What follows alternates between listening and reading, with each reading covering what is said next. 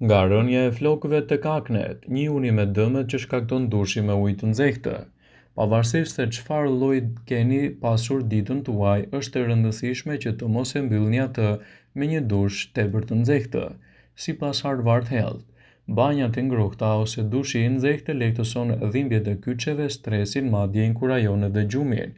Por më tepër, Heart Journal sugjeron se një banjë e përditshme çdo ditë me ujë të nxehtë dhe me temperaturë të lartë nuk është e mirë për shëndetin tuaj. Gjithashtu, nxehtësia e tepërt dëmton flokun.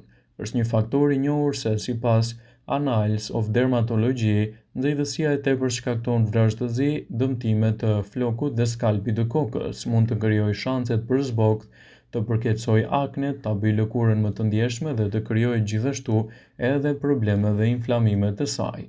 Në këtë rast, është më mirë që të laheni me ujë të vakët dhe disi të ngrohtë për të evituar këto komplikacione, citon Healthy Side.